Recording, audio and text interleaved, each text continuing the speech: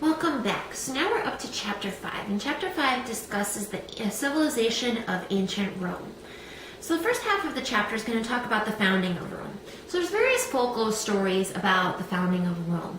Probably the most well-known one is the story of Romulus and Remus. So kind of go over that folklore story, understand how the twins were raised by a wolf and so on. So kind of how the founding of Rome was found by that. The next thing that it talks about is that the establishment of a government and of course the identity of ancient Rome. Significantly different than that in Greece. The civilization of ancient Rome was pretty much founded variously. It founded pretty much on, I guess you can say, movement from a monarchy to later on to a democracy, later on to a republic. There's also going to be significant social stratification. What I mean by social stratification is the divide between wealth, meaning those who are rich and of course those who are poor. So you're having two different types of people, I guess you could say. You have your plebs or your plebeians, also known as your common people. So those are people that are kind of lower on the totem pole, maybe people who own like their own little markets, their own little shops, basically making their lives day to day. And then of course you have the patricians. And the patricians basically are those people that are a little bit more wealthy. Maybe those are the people who are involved in politics, maybe born into wealth. So of course those are the types of people that are going to actually have a strong say in government, strong say in how things are going to be ruled.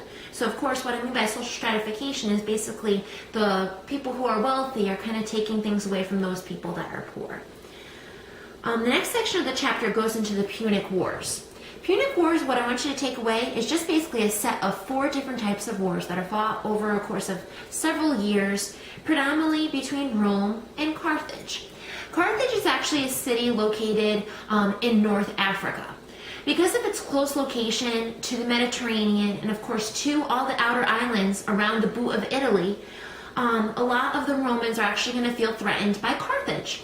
So they're actually going to fight for various reasons. What I want you to focus on the 4 wars in total. What was the first one fought for? What was the second one fought for? And the third and the fourth one. Of course, the fourth one basically was fought on the simple fact is that they wanted Carthage completely destroyed. So ultimately what ended up happening is that Rome actually conquered Carthage completely. Destroyed all people. I think only about 900 Carthaginians actually survived. The rest that actually did survive were actually sold into slavery. So learn about why these wars were fought, what ended up happening, what kind of leadership did they have, because of course the Carthaginians had their own leadership, and then of course the Romans did as well. And then let's talk a little bit more about the government of Rome. There's going to be different types of groups that are coming about. Since we know that there's going to be constant conflict between, you have the plebeians and you have the patricians, there's going to be different types of leaders that are coming about. The most important ones are the Gracchus brothers. You have Tiberius and Gaius Gracchus, or the Gracchi. They were the ones who actually wanted to give a voice to the plebeians, give a voice to the commoners. Those are the people who basically couldn't even afford a loaf of bread. So Tiberius and Gaius actually wanted to take the title later on of consul and become involved in government and actually give a voice to those, who didn't have one. Give an opportunity for them to gain bread, gain grains, gain those types of things that they needed to survive. And of course, since the patricians kind of outnumbered a lot of the plebeians, they were the ones who kind of put Tiberius and Gaius Gracchus into their place.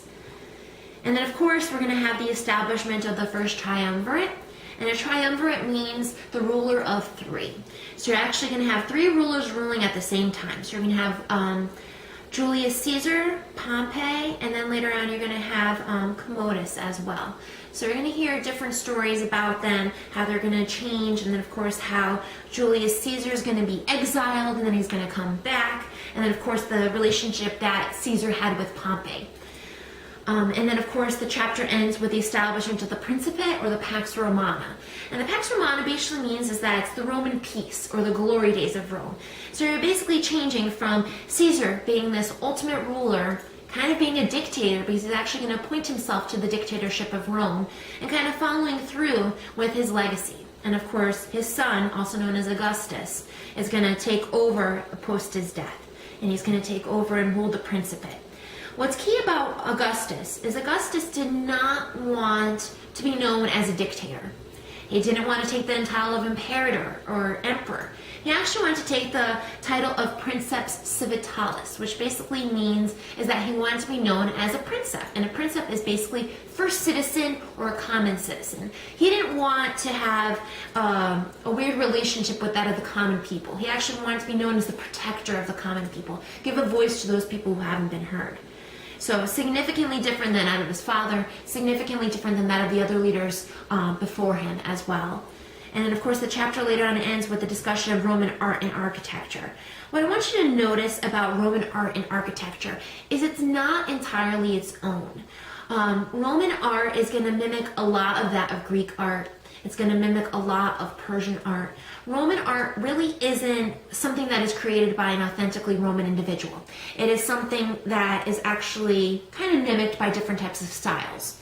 So that's something that you're going to see when you learn about the Roman aqueducts, when you learn about the different types of temples that they're going to be founding. Those are going to be very similar to that of Greek art and Greek architecture as well. So those are the different types of things that I want you to focus on in this chapter, predominantly on the different types of government, the founding of Rome, of course on the Punic Wars, and then ending with Augustus, and then his rule over the Roman Empire. Of course, like I said, you still have your assignments that are due, your discussion board, so please complete those in a timely fashion. And if you have to reach out to me, you can do so on Blackboard. Thank you.